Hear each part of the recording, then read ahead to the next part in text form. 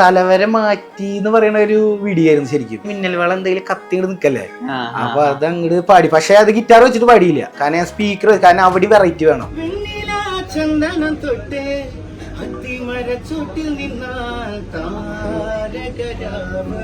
അപ്പൊ രണ്ട് കൽപ്പിച്ച് ബ്രീത്ത് അങ്ങോട്ട് എടുത്ത് അങ്ങ് പാടി. അതില് സാറ് നന്നായിന്ന് പറഞ്ഞേ.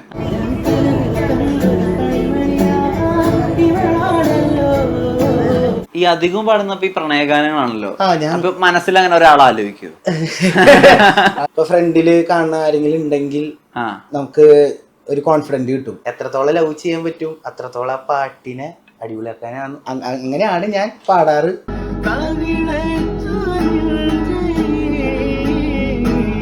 ഷോ ഇറക്കാൻ പറ്റിയ മ്യൂസിക്കൽ ഇൻസ്ട്രുമെന്റ് ആണ് ഗിറ്റാർ. ഷോ ഒക്കെ അടിപൊളിയായിട്ട് ഇറക്കാം. ബാക്കിയുള്ള ഇൻസ്ട്രുമെന്റ്സ് പോലെയല്ല ഗിറ്റാർ. ജസ്റ്റ് ഒന്ന് വായിച്ചു കഴിഞ്ഞാലും പെട്ടെന്ന് ആൾക്കാർ നമ്മുടെ അടുത്തേക്ക് വരും. വാശി ഉണ്ടായിരുന്നു, കാരണം ഞാൻ നാട്ടിൽ നിന്ന് മാറി നിൽക്കാനും പാടാനൊക്കെ പോകും. പക്ഷെ നമുക്കൊരു ഹൈപ്പ് ഇല്ല. ഇപ്പൊ മൈൻഡ് വയ്ക്കാത്ത ഫ്രണ്ട്സ് വരെ ഉണ്ടാവും ഇഷ്ടംപോലെ ആൾക്കാർ. പക്ഷെ ഇപ്പൊ എന്നൊക്കെ പറയുമ്പോ നിതീഷ് അല്ലേ നമ്മുടെ ഫ്രണ്ട്.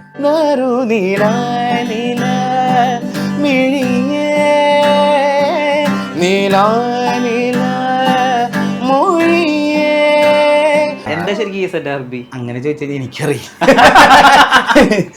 പോസിറ്റീവ് വെച്ചിരിക്കണം, അല്ലാണ്ട് എന്താ വിഷമിച്ചിരുന്നിട്ടൊക്കെ എന്താ കാര്യം. നിതീഷെ, ഇന്നെന്താടാ പരിപാടി എന്ന് തുടങ്ങുന്ന റീലുകളുണ്ട്. അത് കണ്ട് അവസാനിപ്പിക്കുമ്പോൾ മുഖത്തൊരു ചിരി ഉണ്ടാവും. നിതീഷാണ് ചേരുന്നത്. നമസ്കാരം. നമസ്കാരം.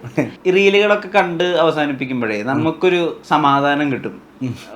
നമ്മളുടെ ഒരാള് പെർഫോം ചെയ്തിട്ട് ആളുകളുടെ അപ്രീസിയേഷൻ മേടിക്കുന്ന ഒരു ഫീലിംഗ് ഉണ്ടാക്കുന്നുണ്ട് നിതീഷിന്റെ വീഡിയോസ്. ആളുകൾ പറയാറുണ്ടോ അത്? അതുണ്ടാവും. അതിപ്പോ പല ആൾക്കാര് പാട്ടുപാടി നമ്മൾ ഇറങ്ങി കഴിയുമ്പോ വന്ന് നമ്മളോട് ഇങ്ങനെ ഒന്ന് പറയും, അത് കൊള്ളാം, അടിപൊളിയുണ്ട്. പിന്നെ അവർക്കൊരു പാട്ട് കേൾക്കുമ്പോ ഒരു സന്തോഷാണല്ലോ. അപ്പൊ അതിന്റെ ഒരു പേരില് പലരും ഇങ്ങനെ വന്ന് പറയും നമ്മളോട്. നമ്മളിപ്പോ ചെറുപ്പത്തിലൊക്കെ ഈ സഞ്ചാരത്തിന്റെ ഒക്കെ വീഡിയോസ് കാണുമ്പോൾ അവിടെ ഇങ്ങനെ ആളുകൾ പോയിട്ട് സ്ട്രീറ്റ്സിലൊക്കെ പെർഫോം ചെയ്യുക, റാൻഡായിട്ട് വന്നിട്ട് പെർഫോം ചെയ്തിട്ട് സർപ്രൈസ് ചെയ്യുക, അങ്ങനെ പ്രൊപ്പോസ് ചെയ്യുന്ന വീഡിയോസ് ഒക്കെ നമ്മൾ അങ്ങനെ കണ്ടിട്ടുള്ളൂ. ഞാൻ ആദ്യമായിട്ടാണ് ഇങ്ങനെ ഒരാൾ, കുറെയൊക്കെ നമ്മൾ കണ്ടിട്ടുള്ള വീഡിയോസിലൊക്കെ അവർ സെറ്റ് ചെയ്ത ക്രൗഡായിരിക്കും. പക്ഷെ നിതീഷിന്റെ ഒക്കെ ഒറിജിനൽ ലൈവ് ക്രൗഡാ അത്.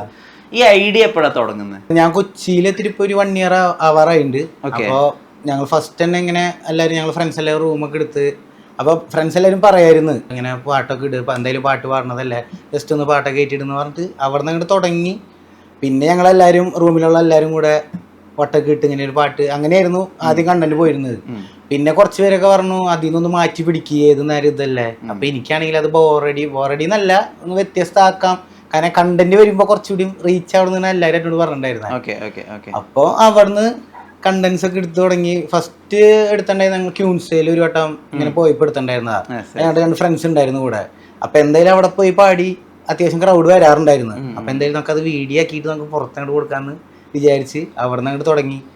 അവിടെ നിന്നാണ് പിന്നെ സ്റ്റാർട്ടിങ് തുടങ്ങിയത്.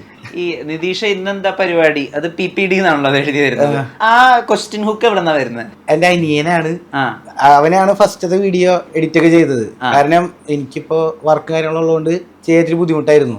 ഞങ്ങളുടെ ടീമിലാണെങ്കിൽ അങ്ങനെ എഡിറ്റേഴ്സ് ആരില്ല, പിന്നെ ഞാനാണ് എഡിറ്റ് ചെയ്യാ.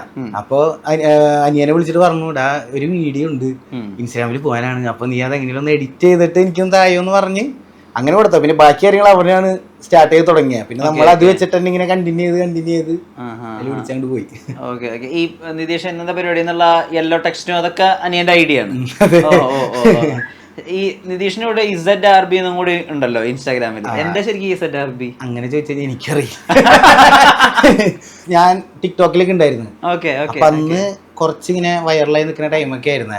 അപ്പൊ അതിന്റെ കൂടെ നമ്മളിപ്പോ സാധാ ഇപ്പൊ ഈ RBZ അങ്ങനെയൊക്കെ നമ്മൾ ചേർക്കില്ല, അതേപോലെ വേറെ എന്തെങ്കിലും ഒരു പേര് കിട്ടണമെന്ന് വെച്ചാൽ. കാരണം നിതീഷിന് കൂടെ വേറെ പേരുകൾ വരുമ്പോ ഒരു ചർച്ചയില്ല. അതിന്റെ കൂടെ ZRB ആഡ് ചെയ്തിട്ടു.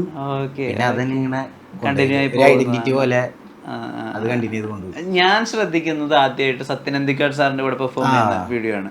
അപ്പൊ ഞാൻ വിചാരിച്ചു അദ്ദേഹത്തിന്റെ ഏതെങ്കിലും ഫിലിം സെറ്റ് ആയിരിക്കും അതെന്ന് ഞാൻ ആദ്യം വിചാരിച്ചത്. പിന്നെയാണ് ആൾക്ക് വേണ്ടി ഒരാളിനെ പെർഫോം ചെയ്യാണ് എന്നുള്ള സംഭവം മനസ്സിലാക്കിയത്. ഞാൻ ഇതുവരെ കനവിൽ കണ്ടൊരുവിന്റെ അങ്ങനെ ഒരു വേർഷനും കേട്ടിട്ടില്ല. അത് വളരെ രസമായിട്ട് അതിന്റെ പുതിയൊരു വേർഷനാണ് നമ്മൾ കേൾക്കുന്നത്. എങ്ങനെയാ മീറ്റിംഗ് സാധ്യത? അത് നാട്ടില് ഒരു കഫേ ഉണ്ട് അവിടെ, കാരണം കച്ചേരി വളപ്പ് എന്ന് പറഞ്ഞിട്ടൊരു കഫേ ഉണ്ട്. അപ്പൊ അവിടുത്തെ ചേട്ടൻ നമ്മുടെ ദോസ്ത ഓക്കെ. അപ്പൊ ആളിങ്ങനെ എന്റെ അടുത്ത് പറഞ്ഞിട്ടുണ്ടായിരുന്നു ഇങ്ങനെ ഒരാള് ഗസ്റ്റ് ആരാന്ന് എനിക്ക് അറിയില്ലായിരുന്നു, പക്ഷെ ഇങ്ങനെ ഒരു ഗസ്റ്റ് വരുന്നുണ്ട്, അപ്പൊ നീ ഒന്ന് വായോ പാടിയിട്ട് പോവെന്ന് പറഞ്ഞു. അപ്പൊ അവിടെ എത്തിയപ്പോ സാറ് അവിടെ, അപ്പൊ ആദ്യം ഞാൻ ഒരു ചാനലിൽ വർക്ക് ചെയ്തിട്ടുണ്ടായിരുന്നു. അപ്പൊ സാറിന് അതിന് ഇന്റർവ്യൂ എടുത്തിട്ടുണ്ടായിരുന്നു. ഞാൻ അവിടെ ക്യാമറ ഒക്കെ ഞാനായിരുന്നു നോക്കിയിട്ടുണ്ടായിരുന്നത്. അപ്പൊ ഞാൻ സാറിന്റെ അടുത്ത് പോയിട്ട് ഇങ്ങനെ പറഞ്ഞു. അപ്പൊ അവിടെ ചേട്ടനോട് ഞാൻ പറഞ്ഞു, ചേട്ടാ എനിക്ക് ആളുടെ അടുത്തൊരു പാട്ട് പാടി ചാൻസ് കിട്ടുകയാണെങ്കിൽ കൊള്ളായിരുന്നു എന്ന് പറഞ്ഞിട്ട്. അപ്പൊ അവരാദ്യം പറഞ്ഞു സാറ് ചിലപ്പോ ദേഷ്യത്തിലായിരിക്കും. അപ്പൊ ഞാൻ രണ്ടും കൽപ്പിച്ച് എന്തെങ്കിലും ആവട്ടെ വിചാരിച്ചിട്ട് സാറിന്റെ അടുത്ത് പോയി ചോദിച്ചു. ഞാൻ സാറിന്റെ അടുത്ത് സാർ ഞാനിങ്ങനെ ഇന്റർവ്യൂ എടുത്തിട്ടുണ്ടായിരുന്നു, സാറിന്റെ വീട്ടിൽ വന്ന് എടുത്തിട്ടുണ്ടായി. അപ്പൊ സാർ പറഞ്ഞു സാറിന്റെ വീട്ടിൽ പോയിട്ട് ഞങ്ങൾ എടുത്തിട്ടുണ്ടായിരുന്നു ഒരു ചാനലിൽ വർക്ക് ചെയ്യുമ്പോ. സാർ പറഞ്ഞു ഓർമ്മയുണ്ട് എന്ന് പറഞ്ഞിട്ട് ഞാൻ അങ്ങനെ ഒരു സോങ് പാടട്ടെ എന്ന് ചോദിച്ചപ്പോ സാർ പറഞ്ഞു എന്നാ പാടിക്കോ. അത് വീഡിയോഗ്രാഫർ ആയിട്ടായിരുന്നു വർക്ക് ചെയ്തിട്ടുണ്ടായിരുന്നത്, എഡിറ്ററായിട്ടും.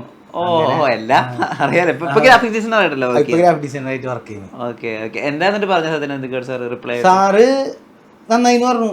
കാരണം ഒന്നാമത് നമുക്ക് അവിടെ ഇരുന്നപ്പോ ഇല്ലാത്ത എവിടുന്നോ ഒരു കോൺഫിഡന്റ് പോലെ നമുക്ക് അങ്ങനെ പാടുമ്പോ, കാരണം ഒരിക്കലും തെറ്റാൻ പാടില്ല, കാരണം ഒറ്റ ഷോട്ടാ, പിന്നെ നമ്മൾ ബുദ്ധിമുട്ടിപ്പിക്കാനും പാടില്ലല്ലോ.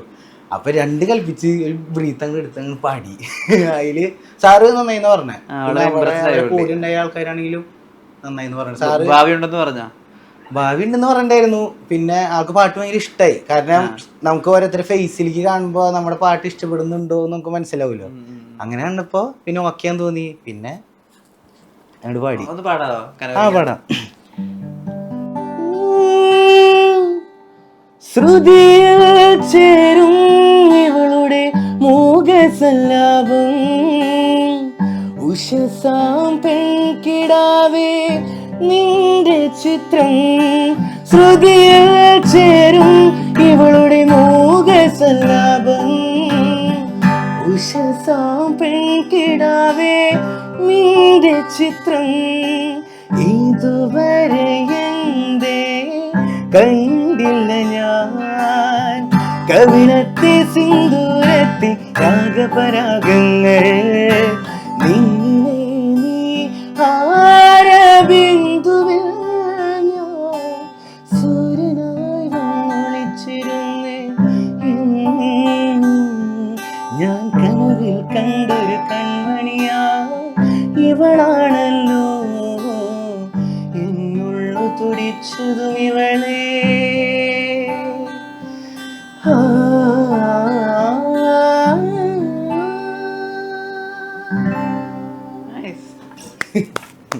സത്യനന്ദിക്കാട് സാറിന്റെ മുമ്പിൽ പെർഫോം ചെയ്ത കാര്യം കേട്ടപ്പോൾ എനിക്ക് ഓർമ്മ വന്നത് പണ്ടത്തെ ഒരു കഥയാ. ഈ ലോഹിതദാസ് സാറിന്റെ മുമ്പിൽ ഒരാൾക്ക് സ്റ്റേജിൽ പെർഫോം ചെയ്യണമെന്ന് ഭയങ്കര ആഗ്രഹം. അപ്പം പെർഫോം ചെയ്ത് കഴിഞ്ഞാൽ ചിലപ്പോൾ സിനിമയിൽ ചാൻസ് കിട്ടില്ലോ എന്ന് ചോദിച്ചാൽ ഒരു തൃശ്ശൂർ ഇതുപോലെ പെർഫോം ചെയ്തിട്ടുണ്ട്. സ്റ്റേജിൽ വെച്ചിട്ടൊരു മിമിക്രി സാധനം, ഒരു ചെറിയൊരു ബിറ്റ് ആൾ സ്റ്റേജിൽ പെർഫോം ചെയ്തിട്ടുണ്ട്. അങ്ങനെയാണ് കലാഭവൻ മണി സല്ലാപത്തിലേക്ക് സെലക്ട് ആകുന്നത്. കഥ കേട്ടിട്ടുണ്ടാവും. ഹോപ്പ്ഫുള്ളി അങ്ങനെയുള്ള ഒരു ഓപ്പണിംഗ് ഉണ്ടാവട്ടെ.